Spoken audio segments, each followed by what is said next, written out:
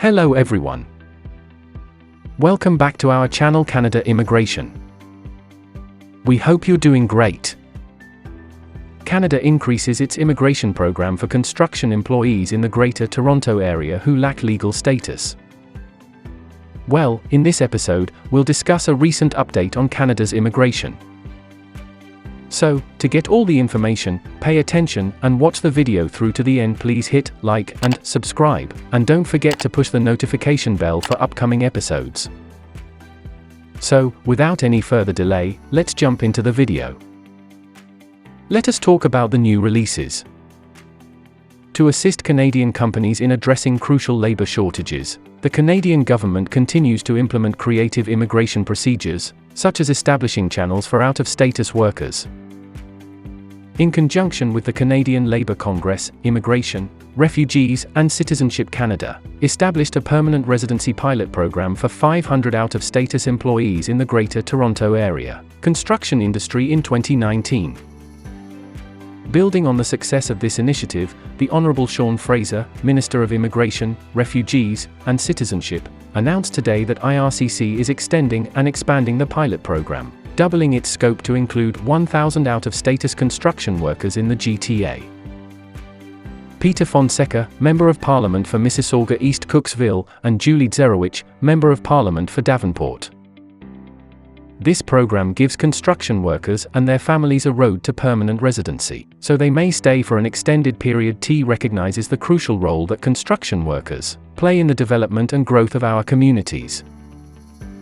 This program is just one of several fresh initiatives put in place to address the labor shortages in Canada by ensuring that we attract and keep the people we need to expand the economy and strengthen our communities.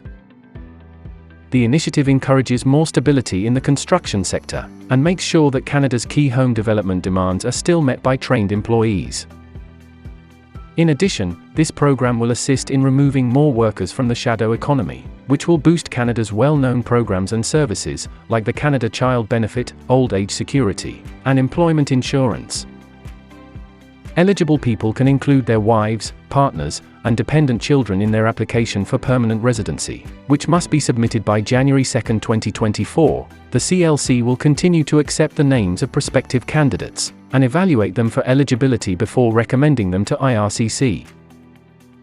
As it searches for fresh and creative approaches to legalize the status of undocumented workers in Canada, the Canadian government will take the recommendations from discussions with academics, non-governmental organizations, provinces, and territories into consideration. Moving on. Quotes, first by the Honorable Sean Fraser, Minister of Immigration, Refugees, and Citizenship, by promoting stability in the construction sector and pulling employees out of the shadow economy. This pilot initiative is a crucial step toward resolving the Greater Toronto Area's severe labor shortages. We protect workers and their families as well as Canada's labor market and our ability to retain the talented employees. We need to expand our economy and strengthen our communities by offering regular avenues for out-of-status migrants. This program demonstrates the government's dedication to coming up with creative ideas to boost Canada's workers and develop our economy. Second by Peter Fonseca, Member of Parliament for Mississauga East-Cooksville. In addition to addressing the labor shortage in this important sector, the extension and expansion of the initiative to regularize the status of construction workers in the Greater Toronto Area will give workers who have been a valuable part of our economy the chance to find a permanent home in Canada. This approach enhances the lives and communities of individuals who have fallen out of status by eliminating the dread of expulsion. And the third by B.A. Brusk, President of the Canadian Labour Congress.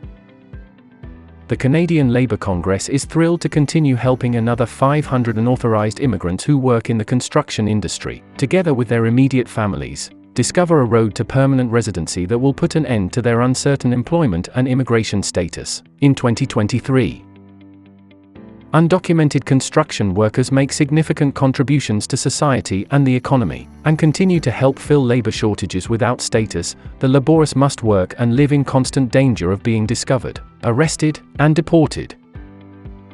Out-of-status employees are susceptible to abuse and exploitation at the hands of their employers, and they and their families have little access to social, health, and educational services. more disadvantaged employees, and their families will benefit from the extension of the GTA project for out-of-status construction workers through 2023. With the out-of-status construction workers in the GTA project, the CLC is extremely happy to help create momentum and work toward a comprehensive regularization program for those without documentation living in Canada. Finally, let us tell you a few quick facts. 1. Nearly all of the increase in Canada's labour force may be attributed to immigration. Approximately 75% of Canada's population increase is attributable to immigration, mostly of an economic nature, compared to 20.7% in 2011. Immigrants will make up to 30% of Canada's population by 2036. 2. Due to Canada's ageing population, the ratio of workers to retirees is predicted to drop from 7 to 2 by 2035. 3. Between January and October 2022, Canada issued approximately 645,000 work permits, more than 4 times the 163,000 issued during the same time in 2021. For 36% of doctors, 33% of company owners with employees, and 41% of engineers are immigrants. 5. The government pledged an extra $50 million in 2022-2023 in the Fall Economic Statement for IRCC to alleviate persistent application backlogs, quicken processing, and enable qualified immigrants to fill crucial labor needs sooner. 6. 452 people have been granted permanent residency since the out-of-status construction workers in the GTA trial program began in July 2019, 190 principal applicants and 262 dependents. 7. The CLC has been a crucial partner in the pilot, aiding in the identification of qualified applications. The CLC is a national organization that represents various construction unions. 8. An applicant may be eligible to apply for permanent residence in Canada under the pilot program if they have significant work experience in the GTA's construction industry, have family members who are already residents of the country, have a letter of recommendation from the CLC, and no other grounds for exclusion from entry aside from visa overstaying and working without authorization. 9. The IRCC is looking at more extensive regularization options for families of unauthorized migrants. Pathways to permanent residency will provide additional chances for people to enter or remain in the labor market and address the labor shortage. That is all for today, in this video. What are your thoughts on this? Please let us know in the comments section below. Thanks for watching the entire video. Hopefully, the information is useful to you. See you later, in the next episode. Till then, take care.